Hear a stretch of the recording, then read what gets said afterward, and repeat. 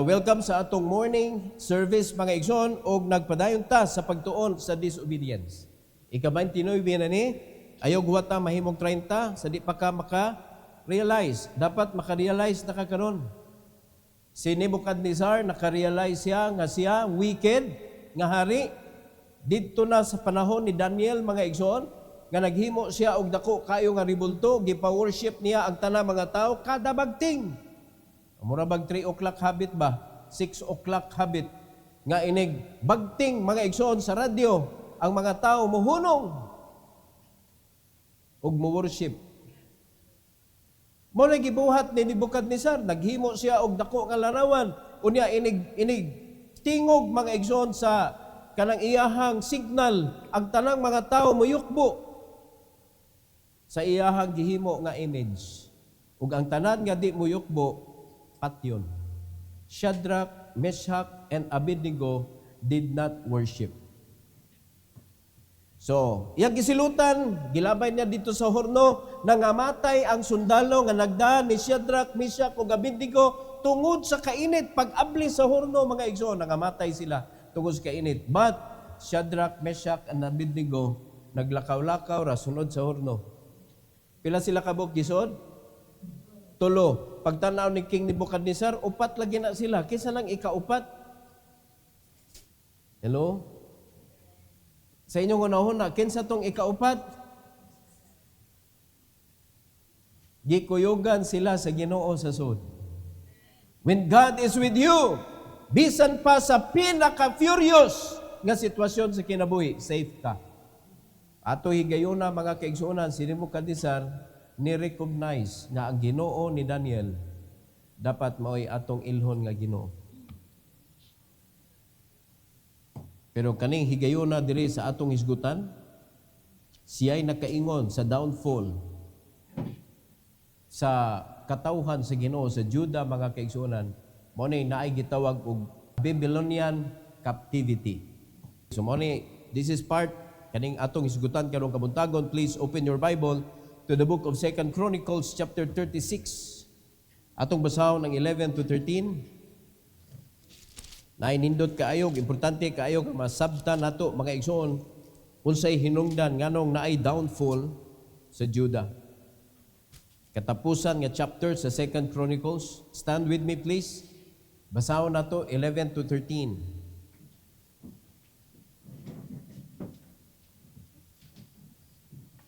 The Bible says in verse number 11, together go, Zedekiah was 120 years old when he began to reign, and reigned 11 years in Jerusalem. And he did that which was evil in the sight of the Lord his God, and humbled not himself before Jeremiah the prophet, speaking from the mouth of the Lord. And he also rebelled against King Nebuchadnezzar, who had made him swear by God, but he stiffened his neck and hardened his heart from turning unto the Lord God of Israel. Unsay nahitabo ni Zedekiah? Gahi ug ulo. Nirebilde batok sa Ginoo. Ug paneto subayon karon mga kaigsoon, unsay nahitabo sa Juda, unsay nahitabo sa Jerusalem, because of this kind of king. Heavenly Father, thank you so much, O God, for this morning. I pray that you will bless us, dear Father, with your message. Please use me, empower me to deliver it according to your will. Please lend me your power, your boldness, and your wisdom.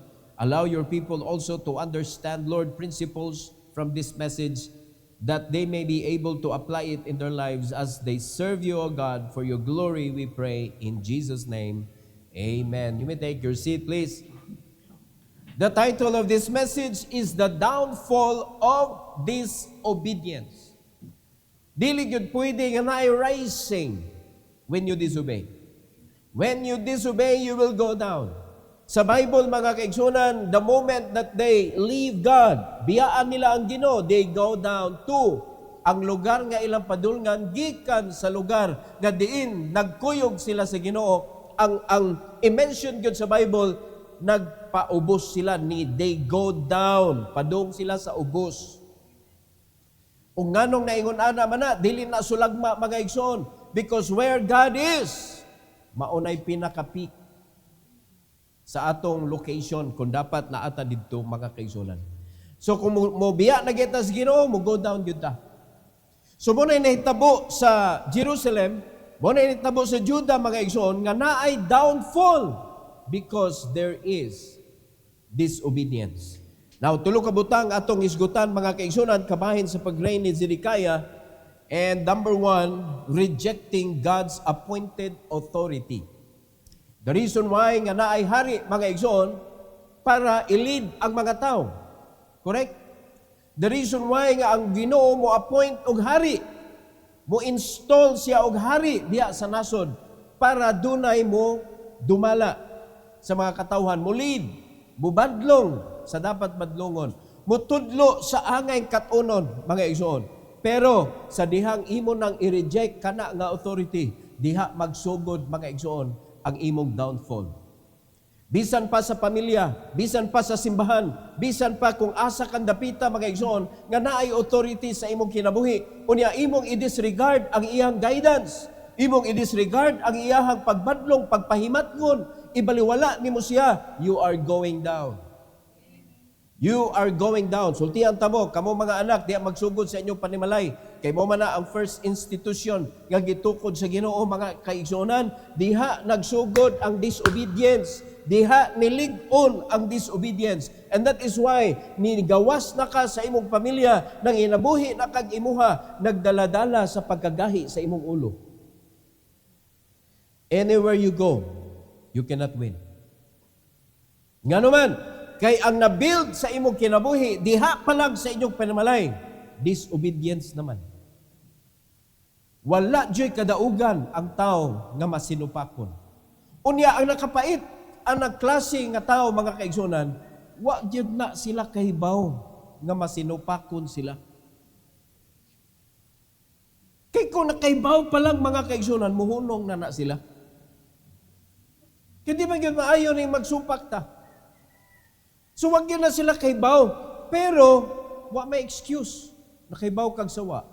Once nga mo palayo ka, once nga mo supa ka sa Ginoo, naagyo resulta. So, mo na reason nga nung nagkaubos. Mo na reason nga nung naguba ang kinabuhi. Mo na reason nga nung wala na'y kalipay sa kinabuhi, mga igsoon, because sa pag-reject sa gi-appoint sa Ginoo nga authority sa ilang kinabuhi. Disobedience to God results in loss of freedom, dignity, and blessing. When God's people reject His authority, they fall under the authority of others, often in humiliation, dili appreciation. Mapakauwawan ka. Muna kasagaran may tabo mga kaigsunan. Diri sa atong simbahan, gigaydan ta sa Ginoo para mahimong victorious. Gigaydan ta sa Ginoo para mahimong rescue, para makarescue og mga tao nga nanas kalisod, mga bata sa kadalanan nga atong mahatagan og paglaom sa ilang kinabuhi in the future. Pero kung ato nang i-disregard ang giya sa Ginoo, ato nang isalikway ang pagtawag sa Ginoo nato anang dapita mga igsoon, way kadaugan sa atong kinabuhi.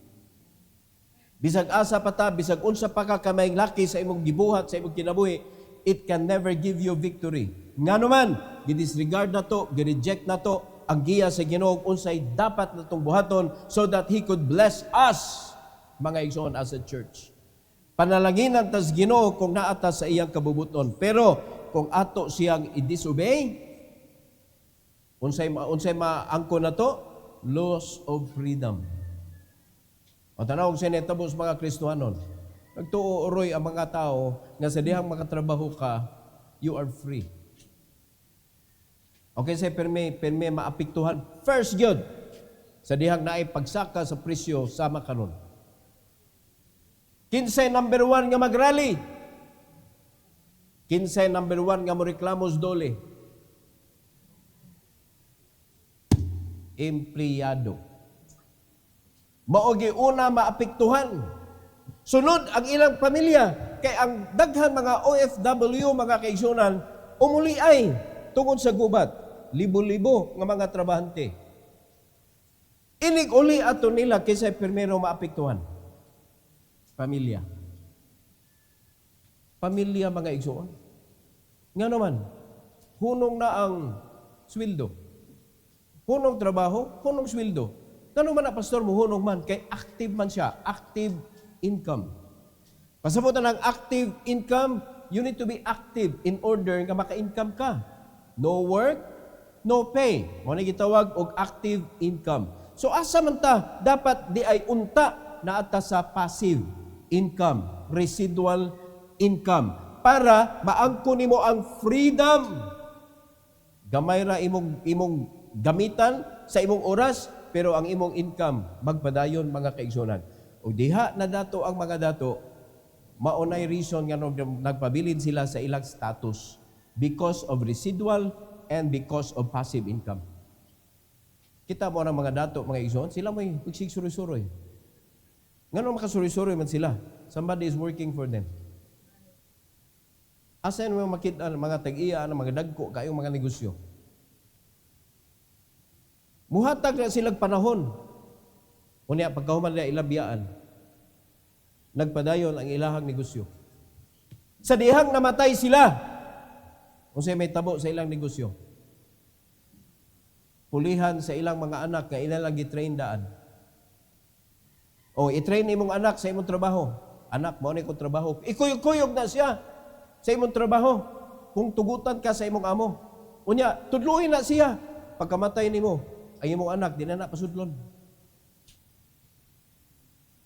Tayo pa, nagkasabot mo? Kay ang tag-iya mo'y magbuot kaysa ipuli. Dili ikaw. Ingon ana ang trabaho mga igsoon. Active siya kung active ka. Pero kung dedo na ka, dedo sa siya. And that is why it cannot be applied, it cannot be used effectively as a servant of the Lord. So, marang Ginoo muhatag siya og guidance na sa Bible, freedom gyud ang ihatag sa Ginoo. But if we choose to imprison ourselves, why mahitabo sa atong kinabuhi? Unsay sunod maguba, dignity. Unsay maapektuhan, blessing. Kaya wag yung blessing mga igsoon. So, unsa ray sa nila, rejecting the authority. So makita nato diri mga kaigsunan ang linya. Doon ay gitawag og the last king before the Babylonian captivity. Kay mo kinsa? Who was the last king nga gipareign sa Ginoo before the Babylonian captivity? His name was Josiah. So kings between Josiah and Zedekiah. Zedekiah matong isgutan karon. So from Josiah, giila siya the last good king of Judah. Muna pagkaila ni Josiah, ni-reign siya at 8 years old.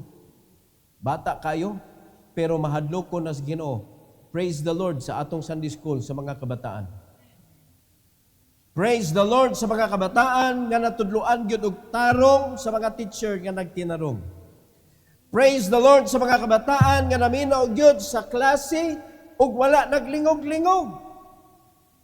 Praise the Lord nga napundar sila diha sa pulong sa Ginoo. 8 years old na imong hari and serve God sa iyang entire nga pag-reign as a king. Pero naay mga king in between, hangtod sa kang Zedekiah nga mo'y atong gisgutan karon, mga igsoon, una si Jehoias. Kani si Jehoias, ni-reign siya only 3 months. So sa sud sa tulo ka buwan, he did evil in the sight of God. Nisunod si Jehoiakim. Ni-reign siya 11 years, but he rebelled against God, ug nirebelde siya sa Babylon. Kinsay hari sa Babylon? Nebuchadnezzar. Ning sunod si Jehoiachin, anak ni Jehoiakim. Ni-reign siya 3 months, pero gi-captive siya ngadto sa Babylon, mga igsoon, 3 months ra. After that, ni-reign na dayon si Zedekiah, igsuo ni Jehoiakim, tiyo ni Jehoiachin, installed by Nebuchadnezzar, ni-reign siya 11 years, pero, tanawa, hardened his heart against God, and leading to Jerusalem destruction. Unya, nirebuildi pagyud ni siya ni Nebuchadnezzar. Grabe ning tawhana.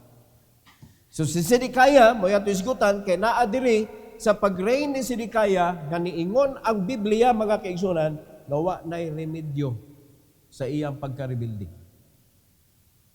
So diri nato isgutan, mga igsoon, 2 Chronicles chapter 36, 10 to 11, diri nato makita nga kung atong i-reject, mga kaigsunan, kung kinsa na ang appointed authority of God, arita mahitumpawak aning mga haria, mga igsoon, nga maoy nagda sa mga katawhan sa Ginoo ngadto sa wickedness, serving other gods. In verse number 10, ingos Bible, mga igsoon, and when the year was expired, King Nebuchadnezzar sent and brought him to Babylon with the goodly vessel of the house of the Lord, and made Zedekiah his brother king over Judah and Jerusalem. Kaning pag-ingon diri sa Bible, his brother, it doesn't mean nga si Zedekiah igsoon ni Jehoiachin. Kuha na siya, mura ba o kaliwat ba? Kay ang tinod nga igsoon ni Zedekiah, mauman si Jehoiakim, ang papa ni Jehoiachin. So, gi-install ni Nebuchadnezzar for a reason, mga igsoon, nga imo siyang puppet diha sa Judah. Mura ba og ikaw diha pero ako'y magbuot? Luoy kay no. Si Zedekiah, pero nisungkol man si Zedekiah, mga igsoon. So then mo, if you can rebel against the Lord, how much more to people above you? Mauna, as a member of the church, as a member of a family, if you can rebel against God, how much more to your parents? How much more to your pastor? Do you agree with that? Ginoo naman gani, imo magaling gisuklan. Ang Ginoo man gani, imong gibungulan. Ang Ginoo man gani, imong disregard ang iyang word. How much more the word of your authorities? Wala na ilain pa, mga kaigsunan, labaw pas Ginoo. Kung kaya nimo ang Ginoo nga ibaliwala sa imong kinabuhi, alabaw na ng mga tao, mga kaigsunan, nga masinay panod pud. Wa man ta nag-ingon nga pagka-authority ka, di ka masayop. Wala man nag-ingon ang Bible nga ang parents di pwede masayop. O kita mga parents diri, can you say nga di ka masayop? Masayop ka. But look at the people under us. Asa sila nakatanaw? Sa good thing nga atong gibuhat o sa bad thing nga atong gibuhat? Unsa man ang isgutan? Manggawa sila ng maayo, mga igsoon, kung nakalungon na ka. Kung naanak ka sa kahon, diha pa na mo istoryag nindot. Pero samtang buhi pa, mga kaigsunan, suklad-suklad ka, o sa ila isulti. Mga nindot o mga bati? Ang mga bati. They don't care about the good things that you did. All they can see and talk about are the bad things, the things that they doesn't like. Mo na'y problema, mga igsoon, aning rebellion, aning disregarding authority, kay mura jud ka og mabutaan sa kamatuoran. So mo na'y nahitabo, mga kaigsunan, diri sa verse number 10, nga naay gi-install, nga mao'y gitawag og Zedekiah, mga igsoon. In verse number 11, the Bible says, Zedekiah was 1 and 20 years old when he began to reign. 21. And reigned 11 years in Jerusalem. So, imagine na 11 years nga wicked. Unya, previously, pila na guni kahari na itulungan nila bay, mga igsoon, gikan kang Josiah, unya ikaupat ni si Zedekiah nga puros wicked. Grabe nga pag-antos ang mga katawhan sa Ginoo. Unsay reason? Rejecting the authority that God installed in their life. Rejecting the guidance of God through the prophet. Rejecting the will of God in their life. Wala nila gituman, mga igsoon. Sultihan ka, if you reject God's word, badto jud ka dito sa idolatry. Padung jud ka sa idolatry. Ug mo nay natabo sa ilaha, mga kaigsunan. Mapadung jud ka dito sa other nga mga nga mulid sa imong kinabuhi, which is pakaulawan ra ka at the end. O di ba reality na ang nakita nato karon? Once nga doon ay backsliding moment sa imong kinabuhi, di ba ka pakauwawan anang dapita? Pakpakan ka kintahay dito sa kalibutan. Pero in reality, mga kaigsunan, nawa imong respeto sa imong parents, nawa imong respeto sa imong pastor. Kung para nimo ang pastor, baliwa ra na sa akong kinabuhi, pwede ra na siya gwa, diha kadapit na sayo, mga kaigsunan. You can never disregard the pastor that God gave you. Kasi nagatag sa pastor nimo? God. Unya imo i-disregard? Who are you? Nga mo disregard sa kabubuton sa Ginoo. Dili jud ka di ka disregard mga igsoon nga dili ka maapektuhan. Pwede ba ka mo disregard sama sa gibuhat sa mga katauhan sa Ginoo. Pero sinetabo nila. Gitugyan sila sa Ginoo sa mga hari, mga igsoon nga mga wicked og ang naapektuhan. Dili ra ang hari, hasta ang mga katauhan sa Ginoo naapektuhan. And I believe na ay mga individual people, mga igsoon nga nagpadayon sa pagtuo sa Ginoo, nagsunod sa Ginoo, wala sila naapektuhi. Panahon man ni Jeremiah. Ug si Jeremiah, wag yun naapektuhi. Nakita ka sa mga kagutom, mga huwaw, mga kaigsunan, gibuhi si Jeremiah sa Ginoo, pinaagi sa bisan unsa na lang. No? Kay dili gusto sa Ginoo nga ang nituo madamay sa mga tao wa nituo. Mo nang may tabo dunay pundok mga kasimbahanan karong panahon na ganay mga individual nga nahimo successful sila kinabuhi because they serve the Lord. Naapoy nakita nato nga uy nilambo man because but they did not serve the Lord. Pero naa may ending. Na ending according to the Bible.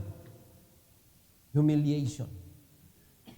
Kay walay Kristohanon mga kaigsunan nga nahimong dato pero wala nahimong mabungahon diha sa Ginoo nga mahimong pakpakan didto unya sa langit.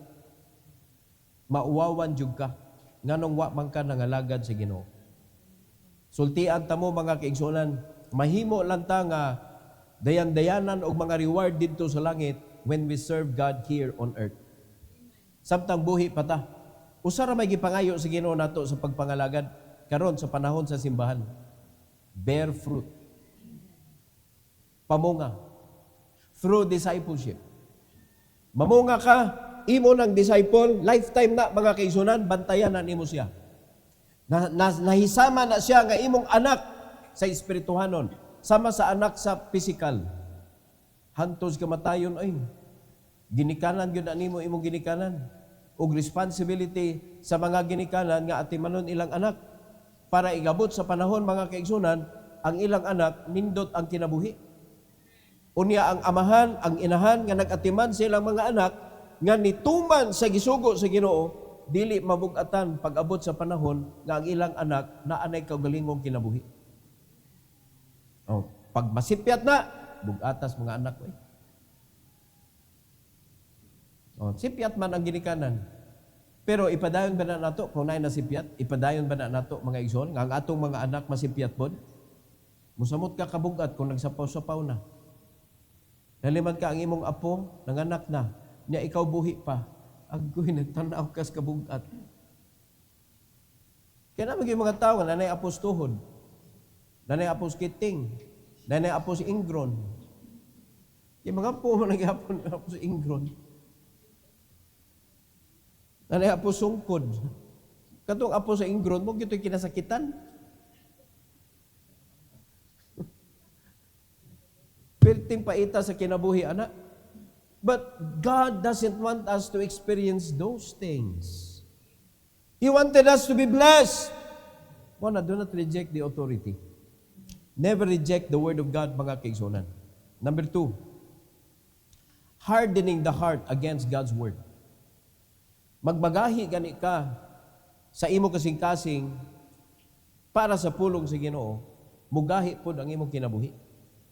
Disobedience is not just outward rebellion, but inward resistance. Dahil panahon mga igsoon nga grabe kay ita mo pakita sa atong kalipay, kintahay nga ikaw active, kintahay ka, ganahan, kintahay ka sa buluhaton sa Ginoo, but deep inside there is resistance. A hardened heart makes repentance difficult and blinds one to God's truth. Lisod na ka makaamgo sa imong mga sayop. Mura na nimo gipa-authenticate ang imong sayop nga mao na gini akong kinabuhi. Dili na ko mausab, ingon ani na jud ko. Mga igsoon, dili na tinuod. Ang imo rang gidipensaan ang imong sayop.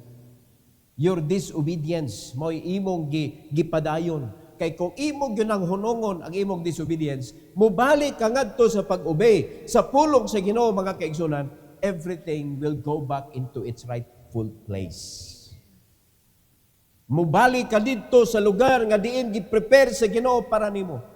Ang imong panalangin nga dapat para imo dili na mo motipas ngadto sa lain, mubalik na mga kaigsunan diha para nimo. Kay matud pa sa Bible, manduan na sa Ginoo adto akong anak, kamoy magkuyog. Pero sa dihang nagdisobey ka, unsay buhaton sa Ginoo sa panalangin, dagan kay nana akong anak. Di ba? Si Jackie Chan takibaw, Christian ba na siya o dili, mga kaigsunan? Pero tanawa, wala niya gihatag sa iyang anak ang kayamanan because ang iyang anak bati o kinabuhi.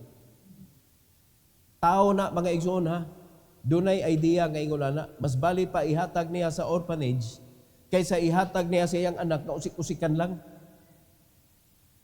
Are you listening? Ang Ginoo pa, ngano gutawng panalanginan ka nga wa magkadiha sa iyang kabubuton?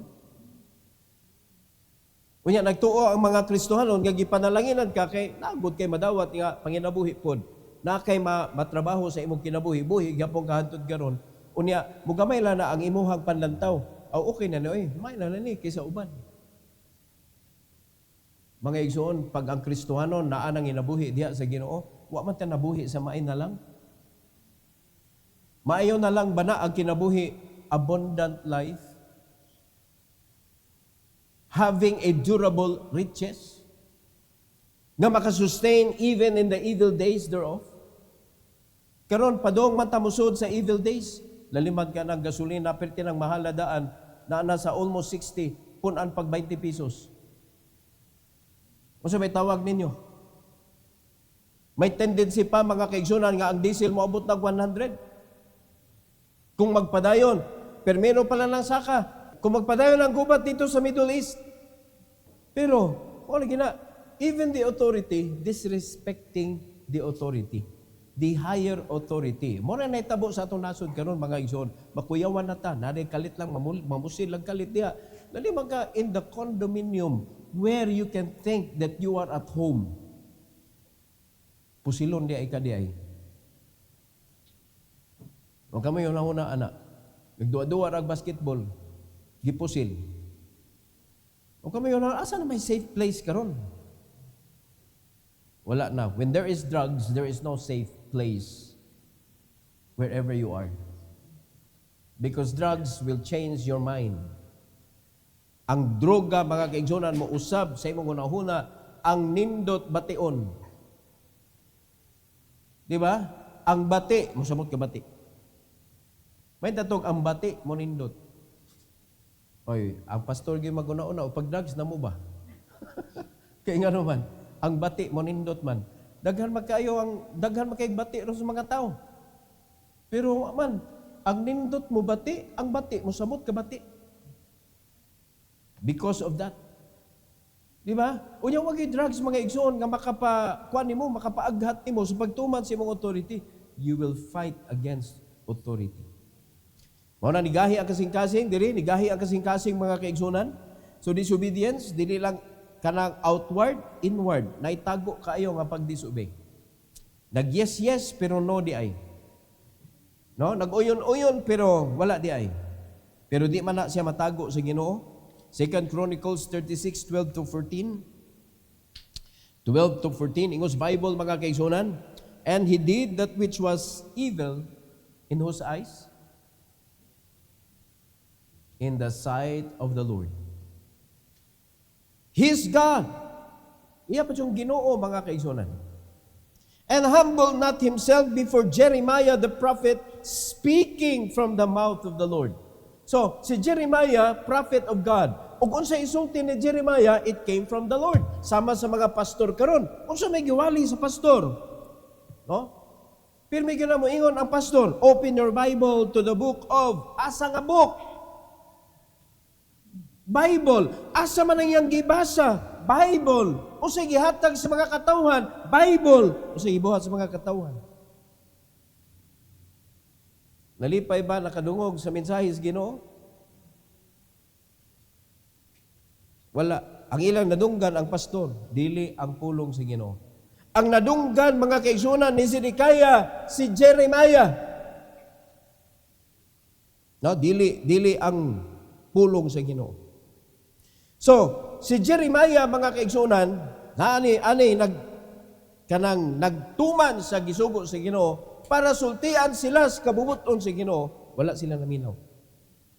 Ug dako kayo na siya nga downfall sa usa ka tawo, labi na usa ka hari nga dili ka maminaw sa propeta. So iyang gi-reject ang pulong sa propeta. Nag-harden siya siyang kasing-kasing. Kaya ang kaning pag-harden sa kasing-kasing is a choice. Or sometimes makita sa Ginoo, guide you kago, siya mong harden sa imong heart. In verse number 13, the Bible says, and he also rebelled against King Nebuchadnezzar. Nga mao'y nagbutang niya diha.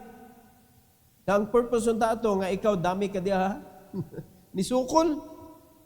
Who had made him swear by God, but he stiffened his neck and hardened his heart from turning unto the Lord God of Israel.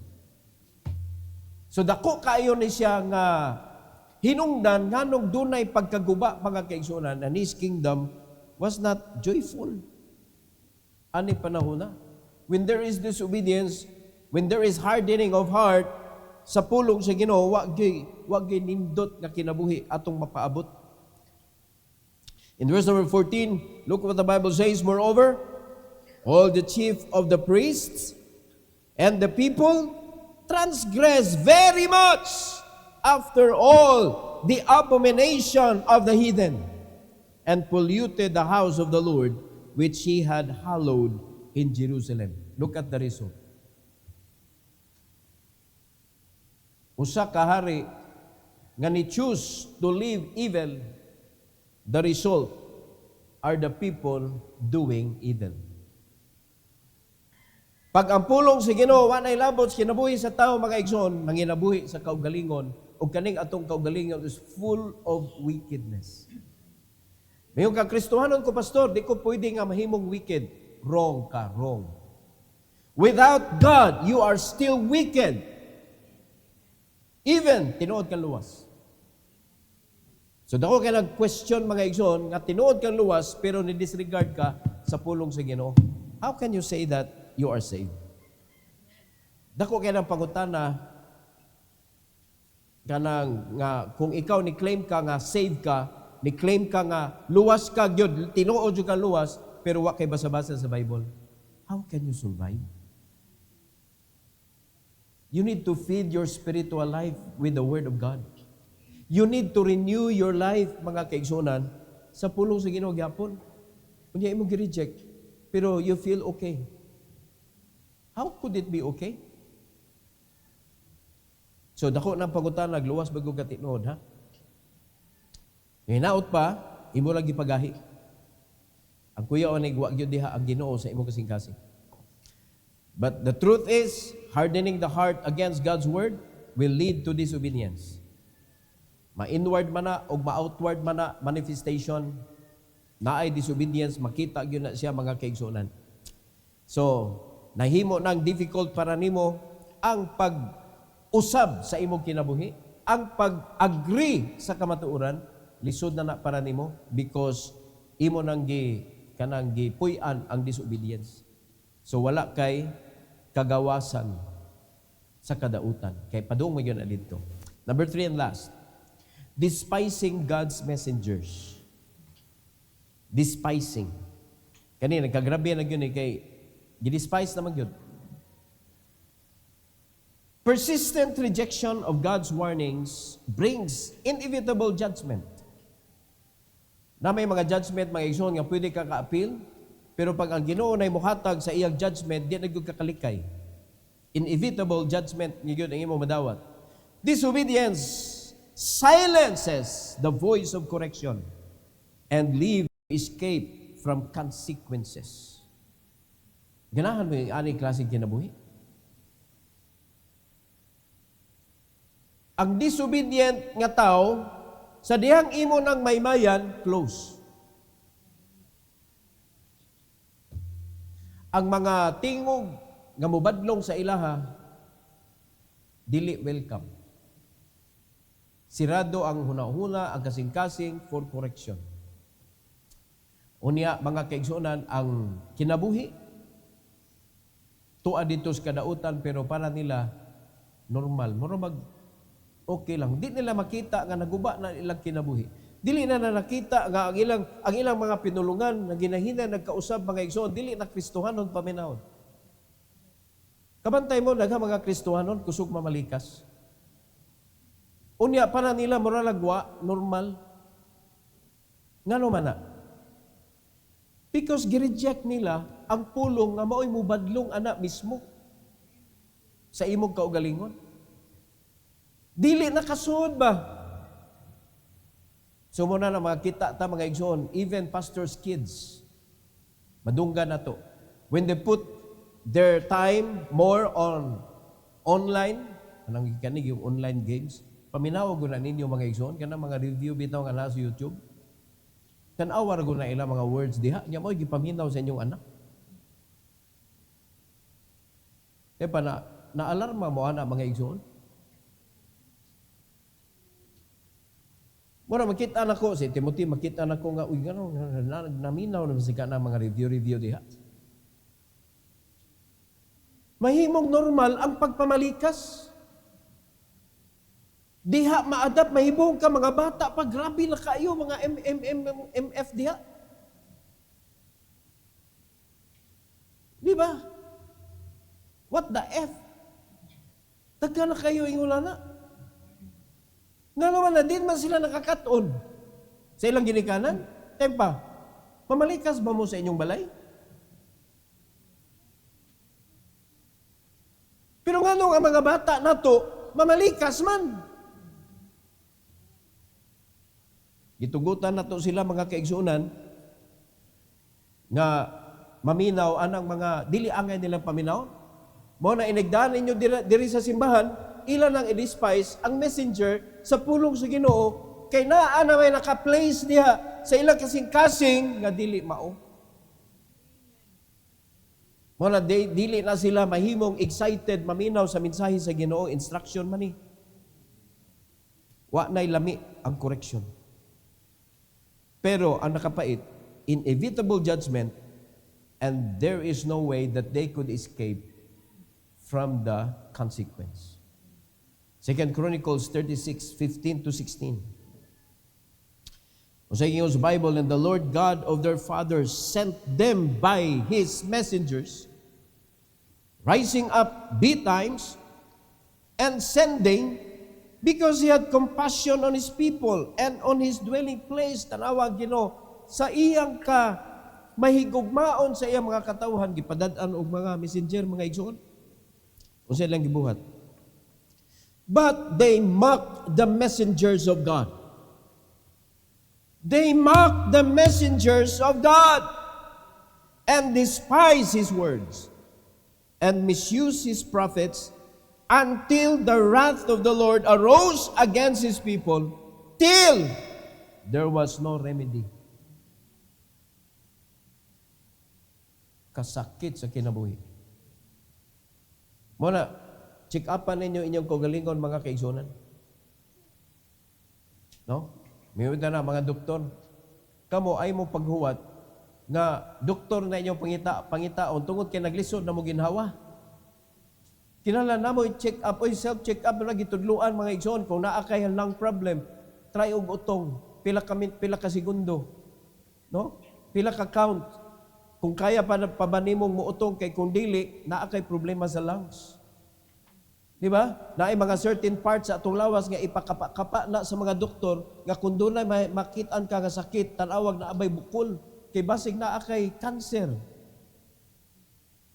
Tanawa nyo, maghuwat pa ka mga kaigsunan nga di na makaya. Adto na kag doktor, stage 4 na. Dapat makitaan nimo daan, mahibaw-an na nimo daan, stage 1 pa lang. At ano mga Kristohano, nagtuo mo tingali, way cancer sa espirituanong kinabuhi. Stage 1 pa lang. Ma-feel naman na nimo mga igsoon, murag tasteless naman ko sa pulong sa Ginoo. Pero musimba pa ka. Pasagdan man nimo. Makoy gana. Pero na ba nga unta, makoy gana ron. Pasagdan na nimo. So mo na wakay gana maminaw, wala kay gana mo basa, pasagdan na nimo. Padugay, wa na jud ka ni simba. Madugay, badlungon na kay ka. Di nakakaya birahon.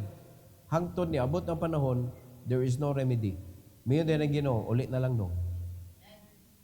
Kaya ang tinuod nga luwas, di na tugutan sa Ginoo nga magmisyos ka sa imong kinabuhi. Nga tugutan ka sa Ginoo magpabilin diha. Ino ka sa Ginoo, ulit na lang. Tinuod na jud kang luwas. Di ba siya mamawig kaluwasan?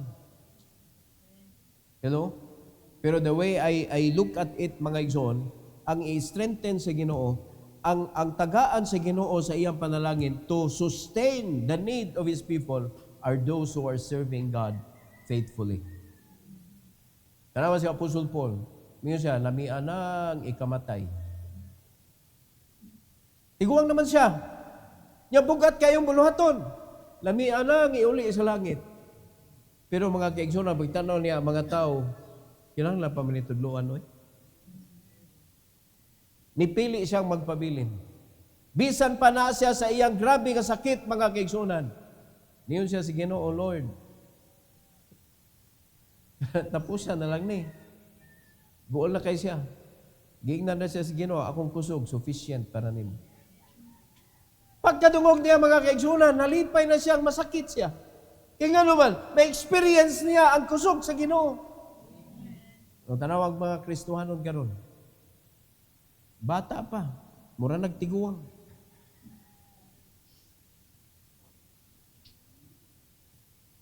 Tiniguang na ba? Wa pa namin nyo, mura ganahan na sa men na mo apil. Kay murag, out of place naman ko sa youth. Ang mga men hinon, ganahan na mo balik nga tos dua-dua. Nga naman, nakatilog tagam. Saya nga, oy, na-miss na to ang lingaw-lingaw di. Ay naman din ni lingaw-lingaw portion sa mga young people. Kapag abot na sa men, kay maglingkod lang niya, murag mga councils ba? Murag mga congressmen. Wa nagay pa ugnat kusog, magsige na lang hinambil niya.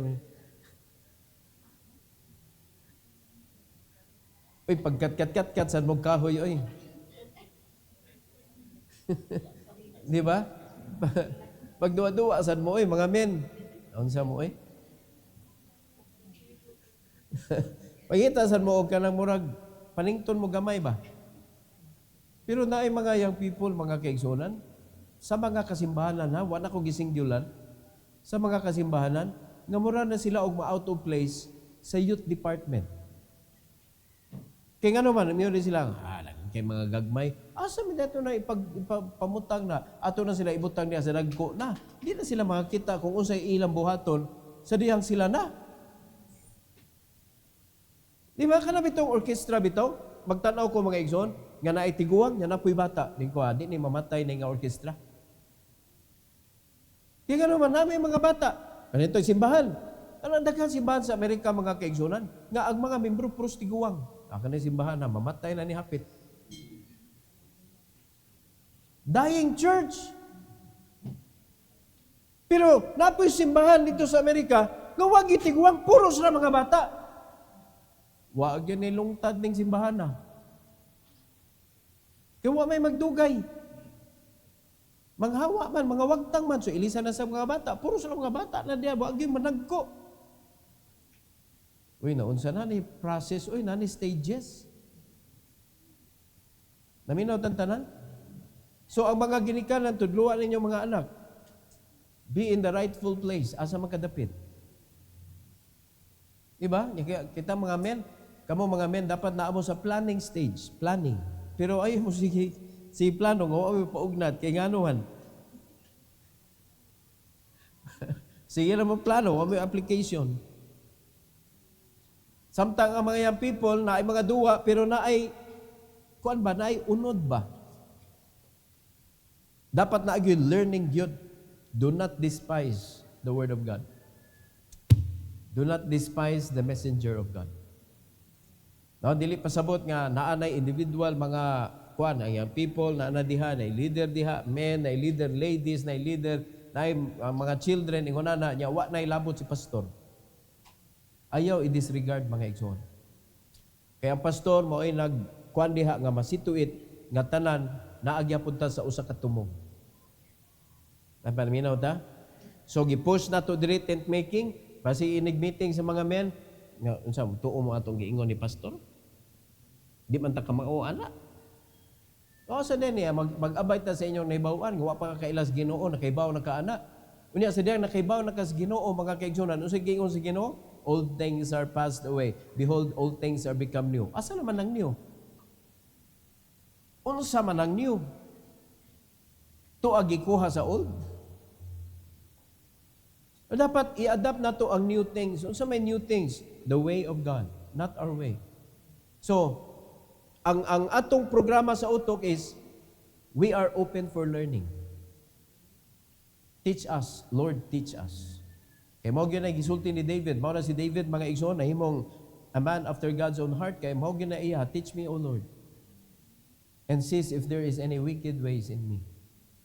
Search me, teach me. Mo gyud na iya pirmi. Hangyoon niya ang Ginoo nga kanang tanawa ko, Lord, i-make sure nga di ko masayop sa akong padulngan. Ingon anak palanta mga kaigsoon, pitininduta. Kaysa ato i-despise ning mga badlong kaning mga pulong sa Ginoo nga itudlo sa atoa. So dili nato ni buhaton kay ngano man naay padulngan. In everything that we do, there must be a result. So when you serve the Lord, asa ka padong? Asa ka padong when you serve the Lord? When you are with God, when you do His will, asa kanya dadon?